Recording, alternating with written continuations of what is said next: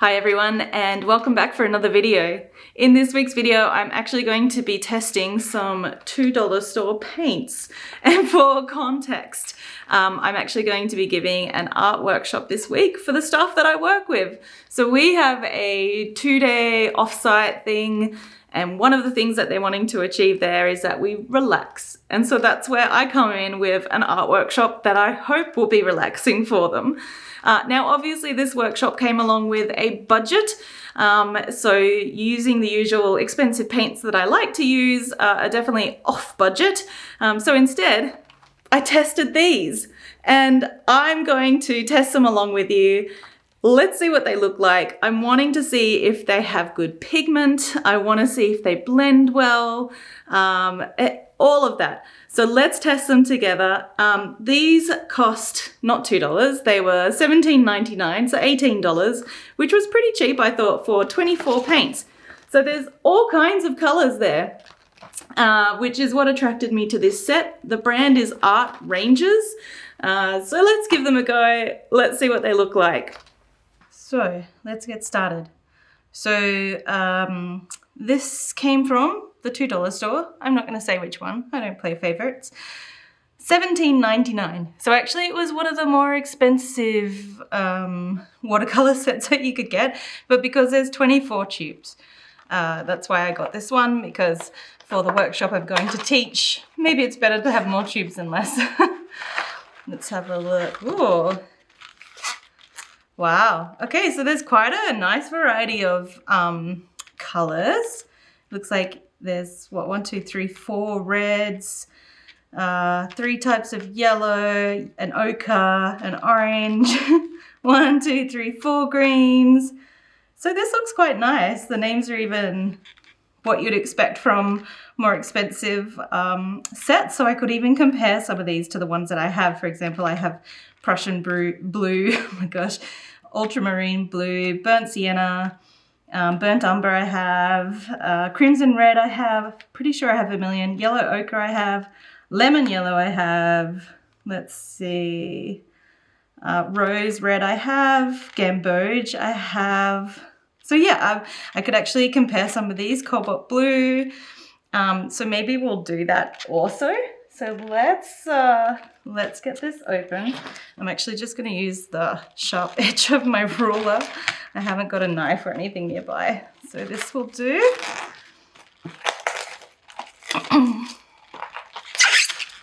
Ooh, squeaky.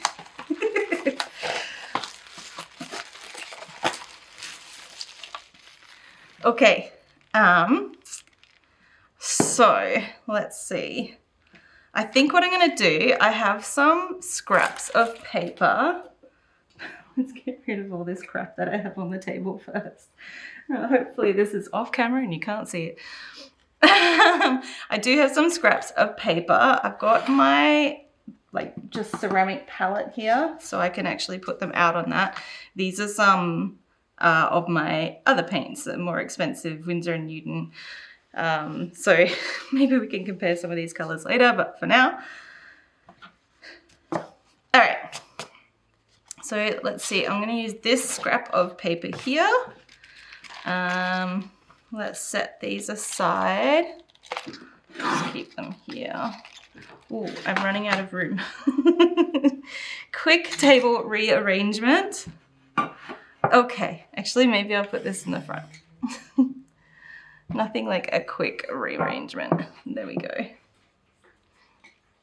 I'm just going to use, let's see, I'm just going to use this paintbrush. It's a Cotman, Winsor & Newton Cotman number 4.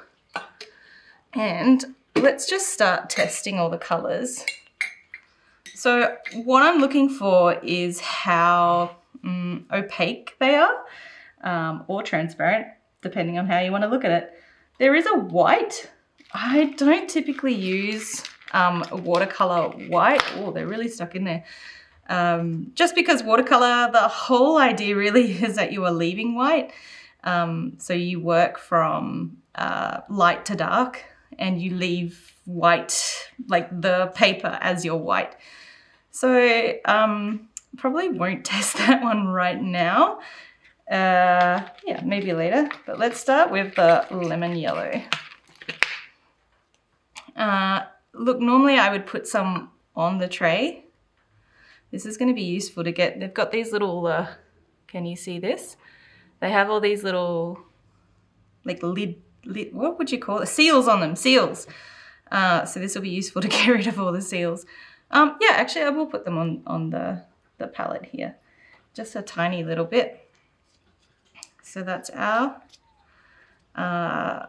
what's this one? Lemon yellow. So I'm actually even going to write what each of them are.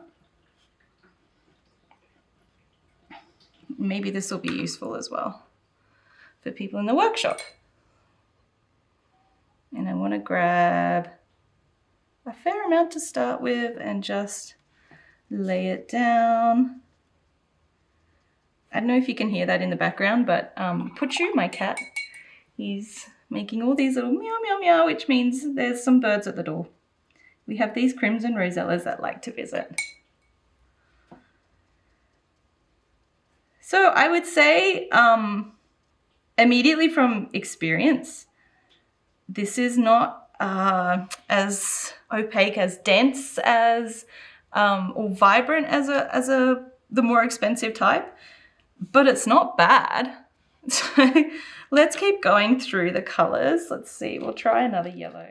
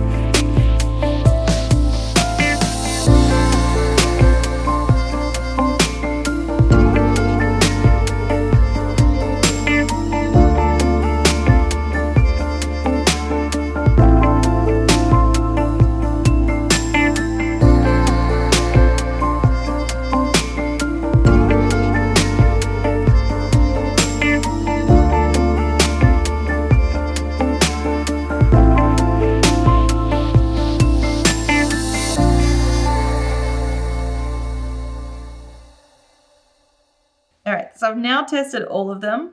On this test, I would say pretty good. Actually, some of these colors like yellow ochre, even gamboge, raw umber, ultramarine blue, some of these are similar to what I'm used to. I would say the colours are quite vibrant, most of them. Some of them struggle a little bit. So the deep green, I think I'm not such a fan. The violet, I think, struggled a little bit. So yeah, actually I'm surprised at how good the colour is in most instances. So I guess, to be honest, I've never tried cheap watercolour. I don't think I've ever tried, except obviously when I was a kid. So this has been a really good experiment. So what I want to do now is to actually mix them together. So I'm going to mix some of these colours and just see how well they mix. And yeah, just keep testing that way. I think I want to try lemon yellow and cerulean blue. So I know that that was lemon yellow and this was cerulean blue. So let's try. I think we'll just kind of, oh, they dry pretty fast on the palette. So maybe the open time is not as long for these. Open time is in how long they stay wet.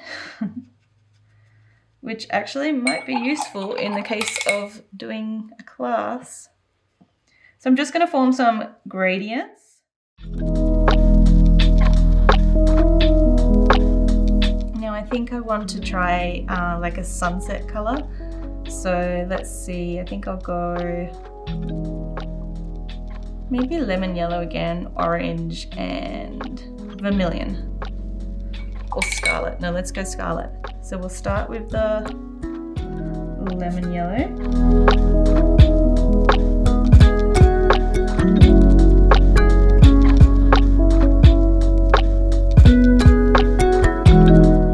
Nice. I'm quite impressed. These are blending quite nicely. Let's see. Let's try rose red and mauve and ultramarine.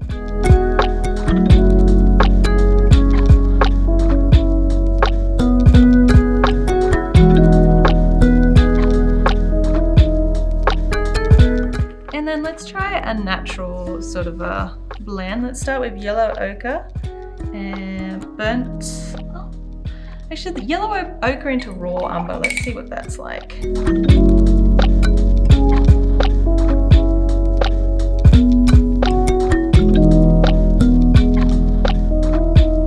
Actually, these are not bad. This one struggled to blend a little bit with the ultramarine, but actually I'm pretty impressed. And again, they're quite vibrant, so I'm quite impressed. All right, I decided to test this properly.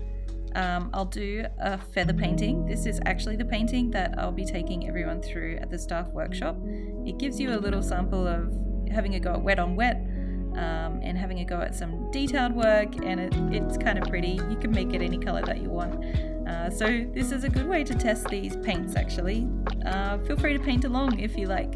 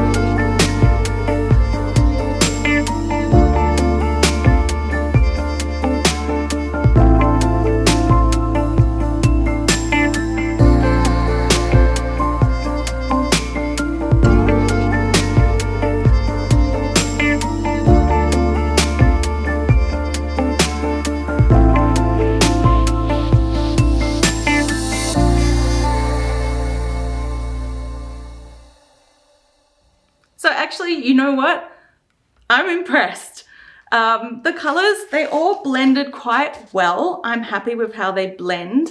Some of the colors didn't blend as easily as others, but they all have pretty good pigment.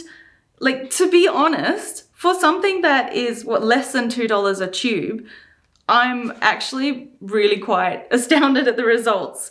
So I would say if you are learning watercolor, or if you're just wanting to play around with something that, you know, you're not going to frame, it doesn't need to last another 20 years, just try, give it a go. Go to your local $2 store and just get some cheap paints and give it a go, because seriously, I'm actually quite impressed. So I will definitely be using this set at the staff workshop next week, and hopefully they also find them easy to use. Perhaps I'll let you know. Thanks so much for tuning in. I hope that you enjoyed this vlog, and please let me know if you did. Please give it a like, that really does help. Subscribe if you're new, and I will catch you next week. See ya.